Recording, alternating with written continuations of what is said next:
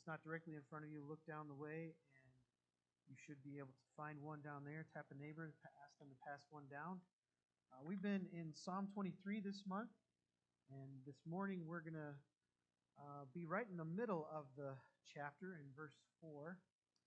But if you're visiting and you want to catch up on where we've been, you can always go to our YouTube channel on our website and catch up on the first few verses. But we're going to be in verse 4 and 5 this morning. Now, you may wonder, why are we spending so much time in Psalm 23? Isn't it something we already know? Isn't it familiar to us already?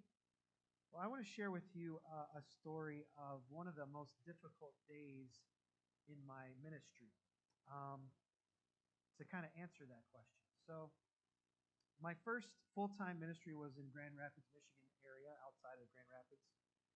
And I was a youth pastor there. And my boss, when he hired me, said, I want you to challenge the teens. I don't want them to be getting shallow stuff. Give them some deep stuff, challenging. And so that's what I decided I was going to do. I mean, it's a good idea to listen to your boss, right? So I was challenging them, and I decided I was going to focus on theology and study theology with the teens. Now, the former youth pastor, he was a great guy, and I respect him highly, but he was about fun and about more of the shallow stuff. So my boss said, we want to do more deeper stuff. So that's what I decided to do, and I got some pushback. Some of the leaders that had been recruited by the former youth pastor, they liked the way he did it. They didn't like the way I was doing it, and they said, this is too challenging for the teens. They're getting bored. It's too deep. They don't understand what's going on. You need to change it up. And I was getting some pushback after going through this for a while. But one day I went into the office, and as I was getting things ready, I got an email from one of the youth leaders. And he said, Pastor Josh, I have some bad news. One of the students at the local high school unexpectedly passed away.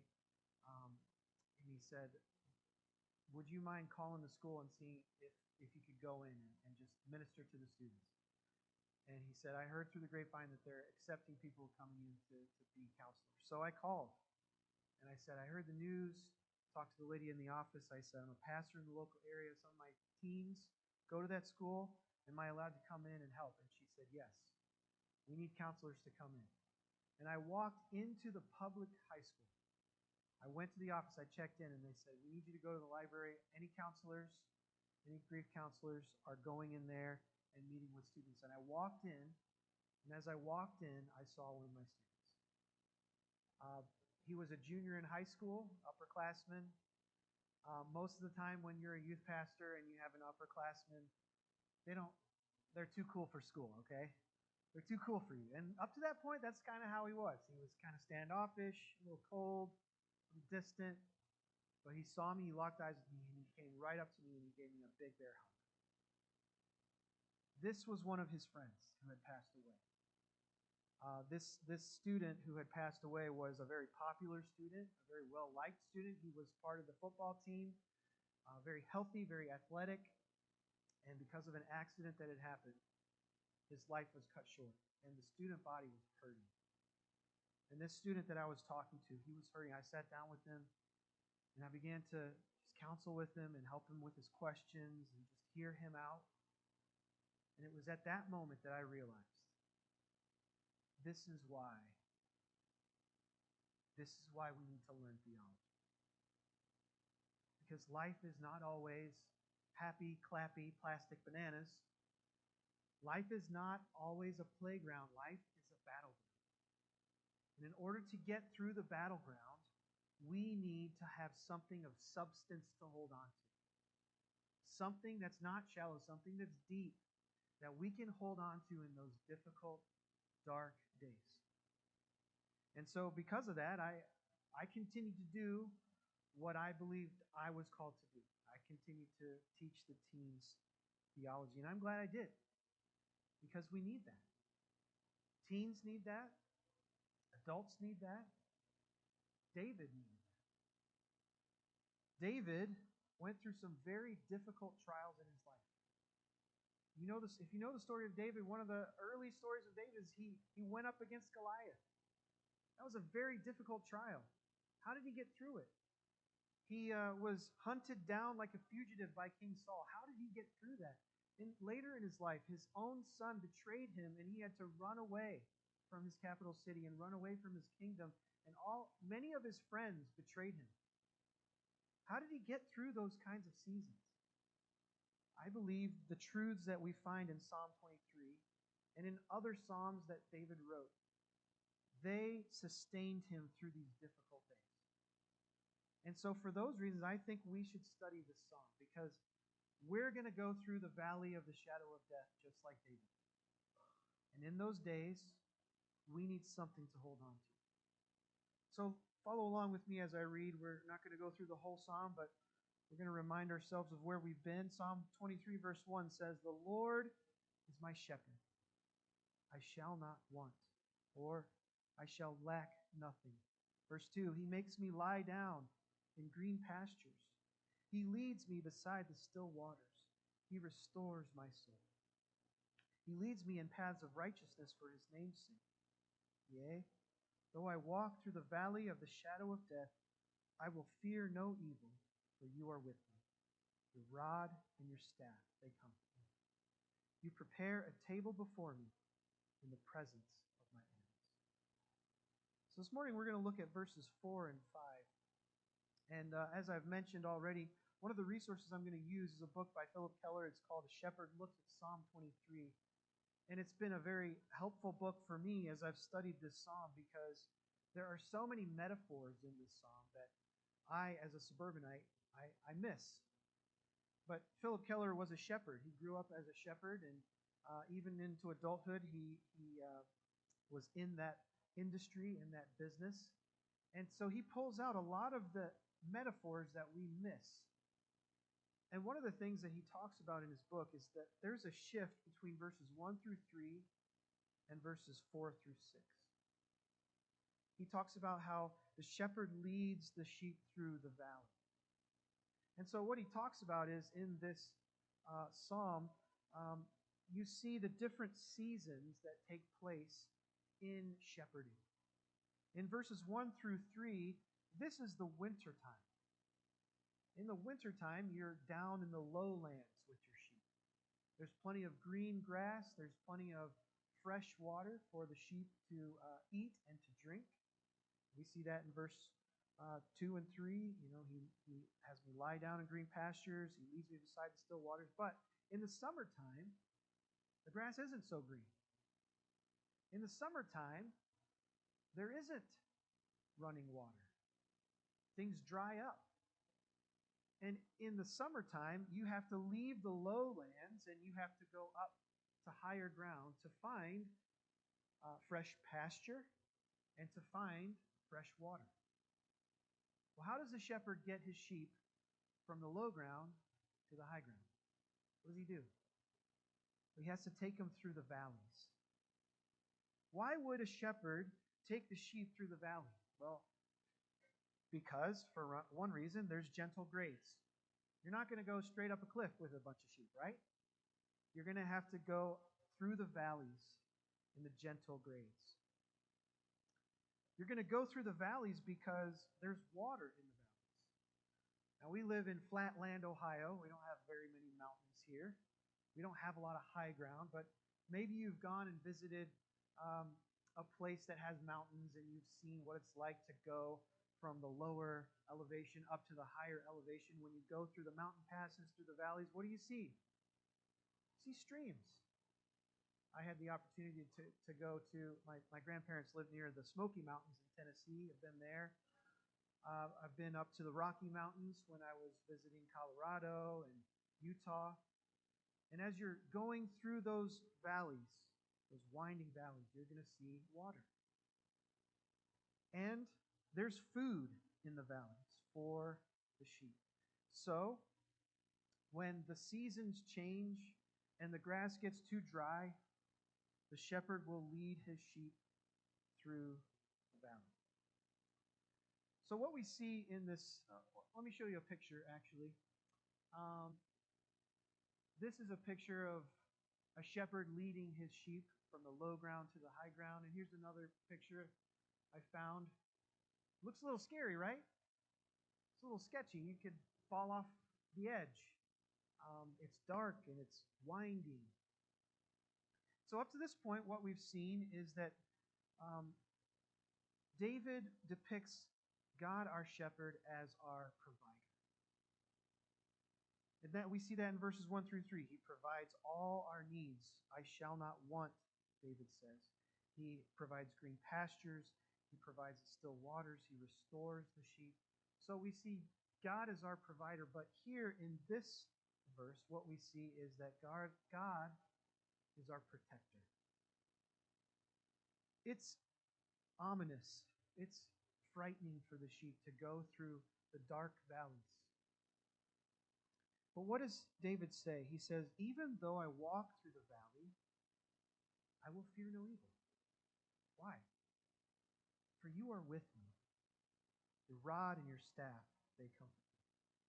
And I think what David is communicating here is something that he experienced as a shepherd as he was going from one season to the other and leading his sheep. He was comforting his sheep.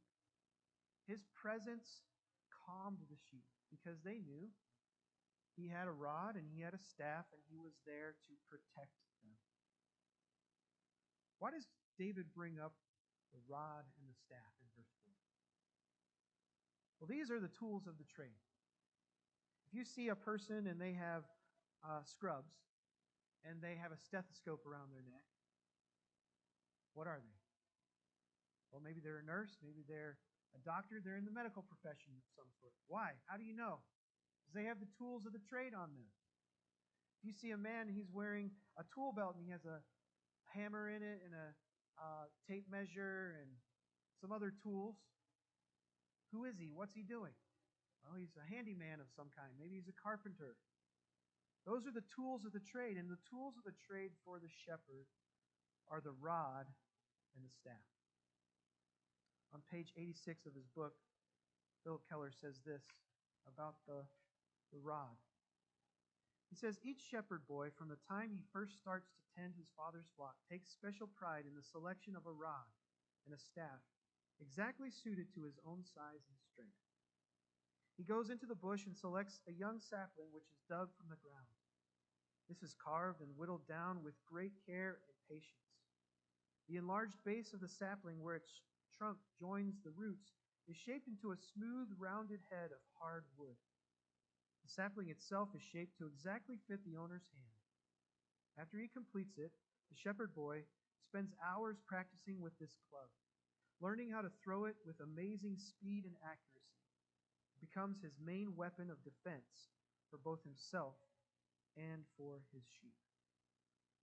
So with the rod, the shepherd will protect the sheep from its enemies. And I think when David mentions to Saul, as he's speaking to him about going up against Goliath, he says he attacked a bear and a lion.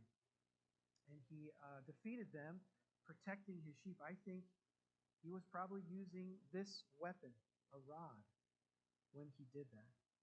He says on page 91, once in Kenya, photographing elephants, I was being accompanied by a young Maasai herder who carried a club in his hands. We came to the crest of a hill from which we could see a herd of elephants in the thick brush below. To drive them out into the open, we decided to dislodge a boulder and roll it down the slope. As we heaved and pushed against the great rock, a cobra coiled beneath it suddenly came into view, ready to strike. In a split second, the alert shepherd boy lashed out with his club, killing the snake on the spot. The weapon had never left his hand, even while we worked on the rock. In that instant, I saw the meaning of this phrase in a new light.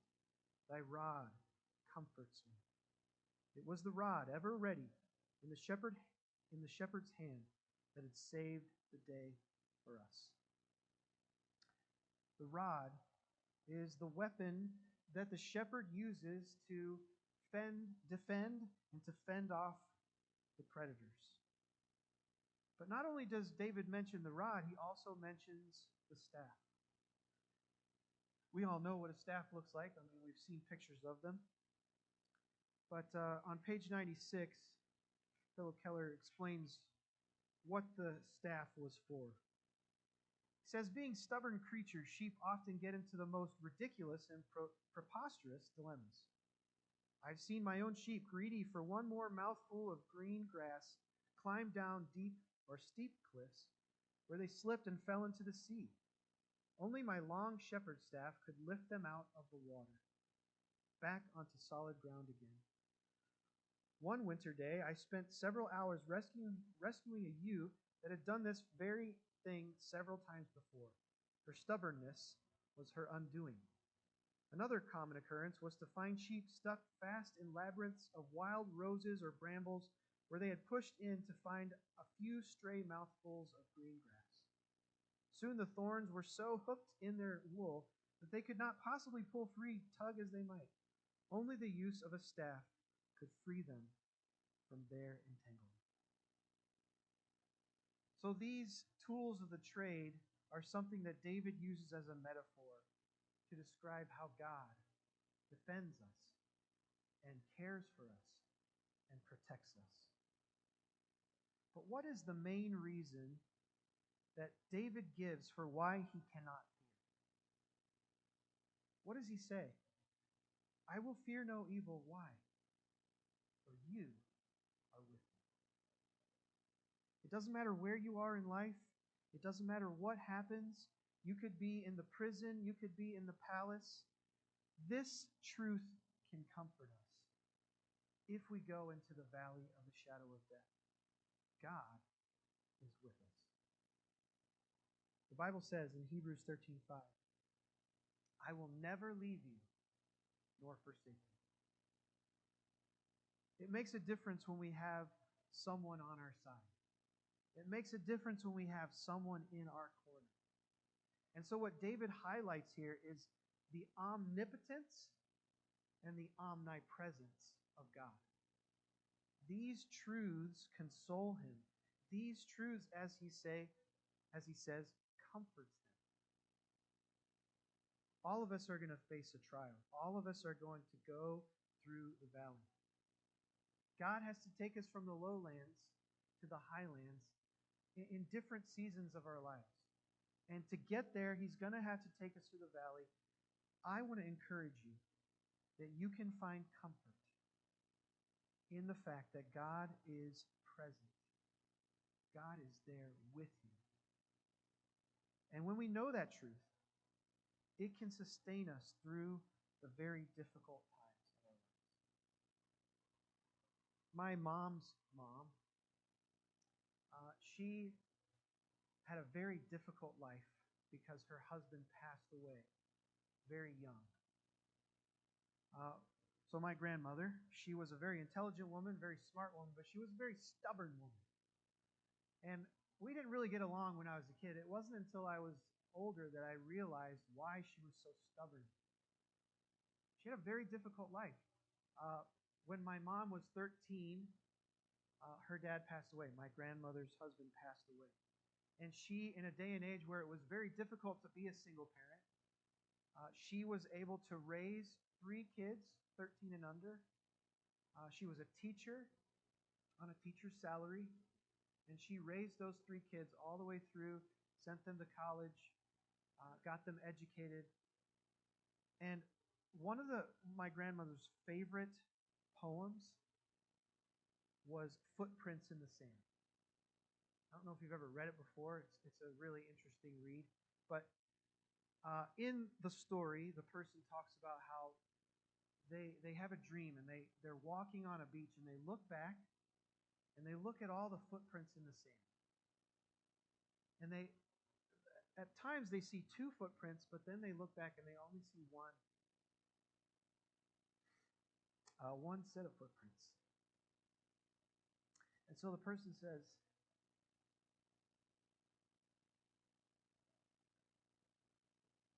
God, why is there only one set of footprints? And God says,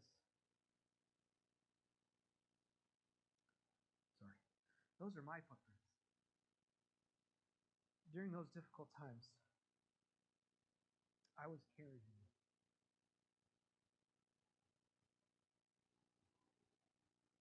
And it wasn't until I got older and actually went to my grandmother's funeral, where they read the poem, they talked about the story. It was at that time that I realized why that was so precious to my grandmother. She went through some very dark, difficult valleys, but she knew and she clung to that truth. God is with me. In the green pastures, He leads us, but in the valley, He's right there beside us. So I want you to be encouraged this morning. I want you to find comfort. You may not be in the valley right now, but one day you will be. And as you walk through the valley, I want to remind you that God is right beside you. He is with you, and you can fear no evil. As I was studying for this, I was reading another book, and it talked about the structure of Psalm 23. The phrase, I will fear no evil, actually, the phrase, for you are with me, is at the middle of this poem. It's right at the center. And he talked about how in Western society, we build our case to a conclusion, and we kind of build to a crescendo. Because of this, because of this, because of this, therefore this. But in Hebrew thought, you would build to the crescendo and then come back down again. And that's what we see in Psalm 23. Right at the center is this truth. You are with me. If you make that the center of your life, you can get through the darkest days of your life. David doesn't end there. He doesn't just tell us that God is our provider and protector. He tells us in verse 5 that God is also our preparer. He says, you prepare a table before me in the presence of my enemies. What does that mean? Has David left this picture and this metaphor of sheep and shepherd now in verse 5 and is now talking about him as a human? Now, when I was a kid, that's kind of how I viewed it. I misunderstood what was going on here. And I kind of pictured a sheep, the shepherd taking the sheep and setting him up on a chair and having a big spread for the sheep, and the sheep grabbing a fork and a knife and eating away at the food that the shepherd was providing. Is that the picture that you should get? Well, when I was reading Philip's book, it kind of clicked for me for the first time. I'd never really understood this. Remember, we talked about how the shepherd will take the sheep from the lowlands to the highlands. When I took a missions trip to Utah with some teens, and believe it or not, Utah has mountains. It's right on the edge of the Rocky Mountains. And at one point, we took the teens up into the mountains because we wanted to hike a little bit. And so we went from the dry, because it was in July, very hot valley, where it was dry and the grass was all burnt. And we went and through the mountain pass, through the valley, winding and winding up until we got to this. This is in the middle of July. Notice that the grass is what? Green, lush. There's actually a stream through there.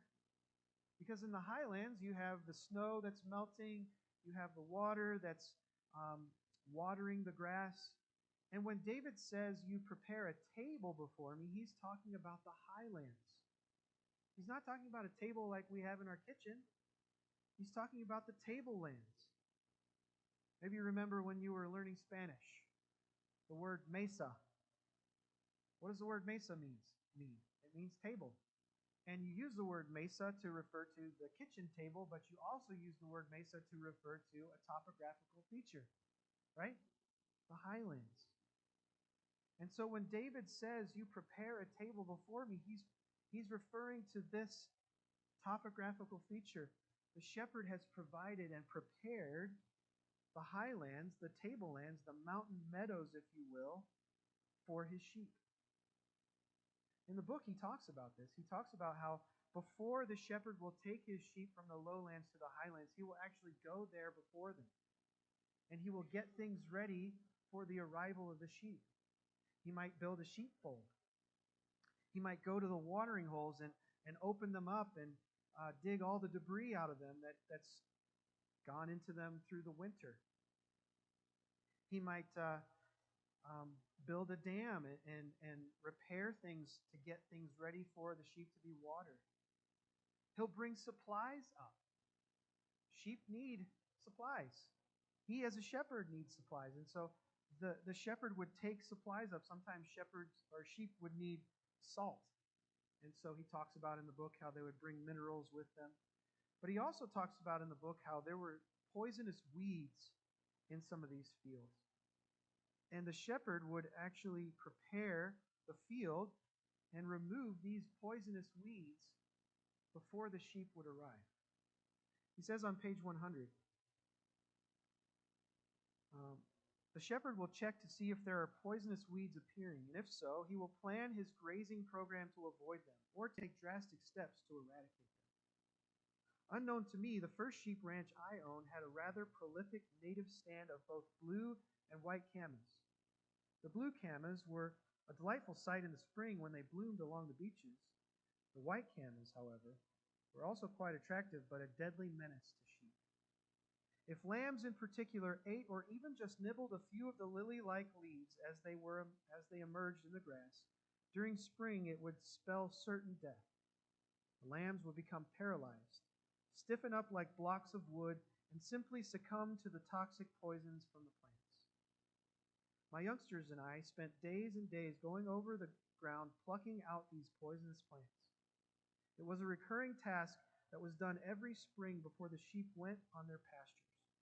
Though tedious and tiring with all of the bending, it was a case of preparing the table in the presence of my enemies.